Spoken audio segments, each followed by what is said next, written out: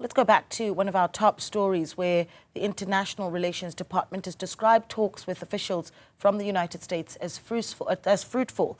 The delegation was led by G20 Sherpa and Department Director General Zane Dangor. The meeting comes as relations between Washington and Pretoria reached all-time lows in recent weeks. The United States has halted funding to South Africa and other countries and expelled Ambassador Ebrahim Rasool for comments critical of US President Donald Trump. The meeting involved White House and State Department officials where bilateral ties were discussed.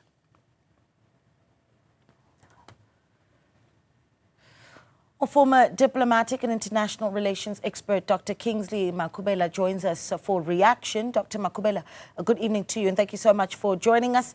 I wonder if the right thing to say now is that it's about time, or was it important that our own government bides its time before it speaks to Washington? Good evening, Naledi.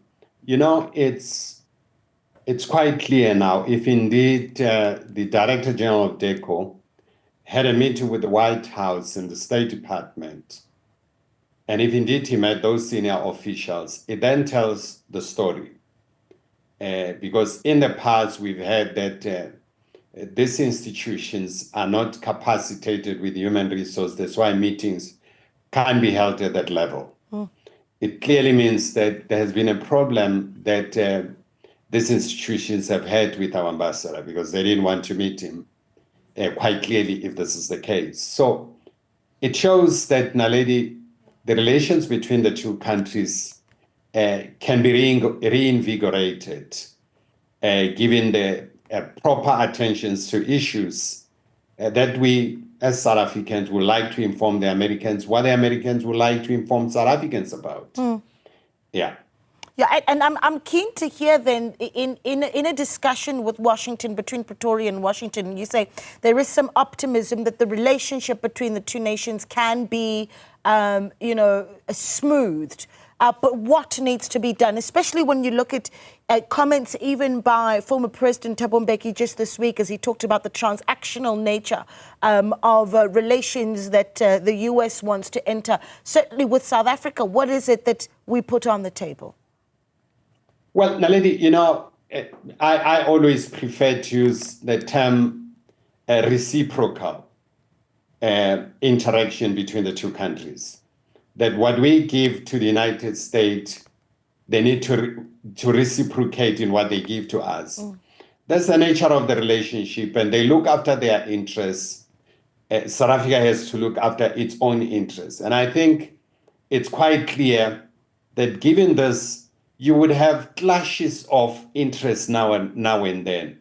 But it doesn't mean that because there are clashes of interest on a particular singular matter, the whole relationship should be thrown in disrepute. I don't think that should be the case, and I hope that has been the understanding that there will be indeed misunderstanding on certain issues or differences on certain issues, but it does not necessarily mean the end of the relationship. And that's why, you know, I attended this lecture by President Mbeki yesterday. It is quite incisive in terms of issues that he highlighted that needed to be managed between South Africa and the United States. And these issues have to do with the interests of the United States. They have to pursue their interests. South Africa has to pursue its own interests. And I hope these meetings that took place between the Director General Dangor and the White House and the State Department would yield some positive result. It would have been wonderful too if they had a meetings also at the Capitol Hill, particularly with the Committee on Foreign Relations, given what it's likely to emerge. We understand that there's a bill that the Capitol Hill is working on sanctioning senior leaders of the ANC. I don't think that's the way to go.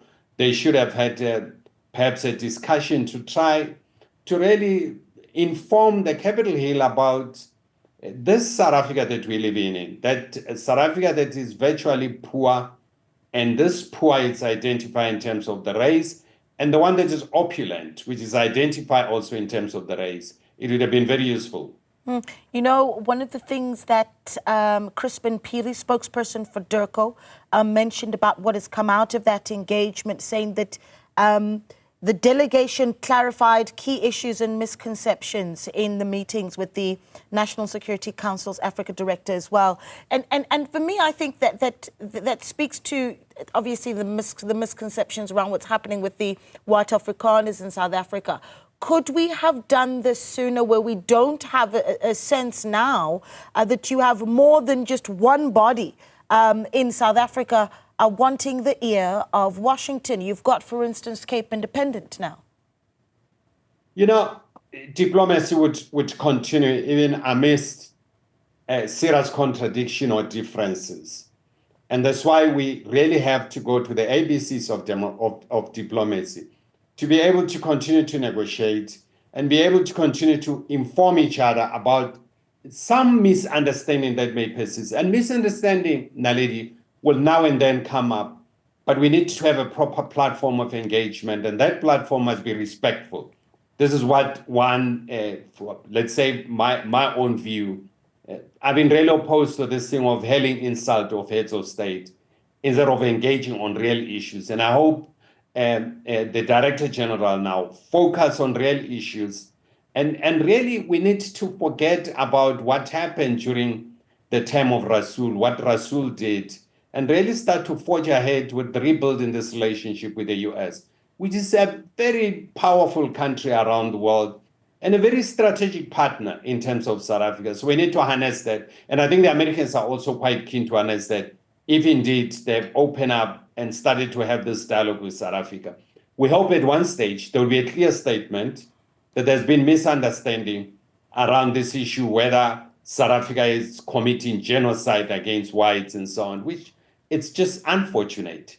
But at one stage, there's a need for an open statement to come out and bury this matter once and for all. Yeah, you talk about some of the words of the former President Thabo Mbeki in that, commemoration of Aziz Pahad. And one of the things that he did is he asked the Department of International Relations and Cooperation if they have a clear understanding of what is needed from them at this very difficult time, right?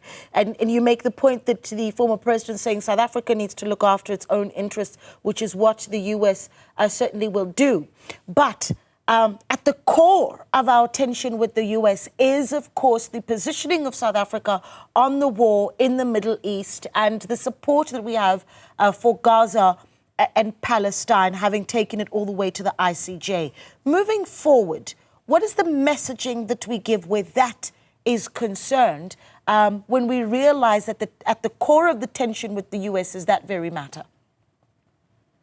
Naledi, you know, the speech of President Mbeki, fortunately I was there. It was not questioning the ability of Dirco to rise to the occasion. He was basically raising this challenge to say, is Dirco up to the challenge? And actually really saying to people, here are the issues that are unfolding around the world. Are we up to the challenge? And that's a question that all of us, everyone, keep on asking on a daily basis. Each time you meet challenges, you ask yourself a question, am I up to the challenge? That actually, it was a clarion call to say, keep on reviewing your strategies of engagement. It was not necessarily questioning the ability of Dirco, that's to say. But we've had a lot of differences in the past with the United States as South Africa, but they've never led to the deterioration of relationship. You recall, Naledi, during the Gulf War, South Africa really opposed that war. And this never strained the relationship. We continue to engage. There was an understanding that Americans have a total different understanding of the war, and we have a total different understanding. We were exonerated, as President Mbeki said yesterday, to learn later on that there were no weapons of mass destruction. Tony Blair has accepted this, and the information that is coming out is indeed there were no weapons of mass destruction. So South African position has been exonerated. But does it mean having different approaches necessarily leads to breakdown of relationship in diplomacy? No. Like now, we know where the Americans stand on the conflict in the Middle East. They understand where we stand.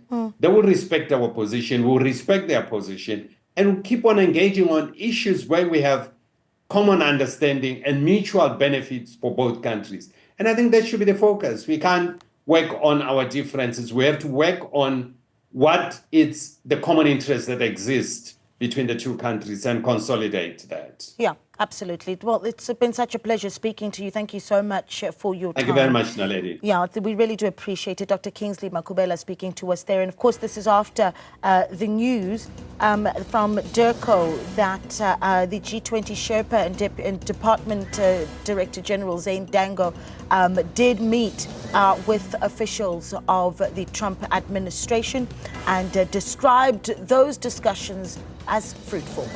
All right, you're watching Newsfeed PM, the late edition. We take a short break. We are back in a minute.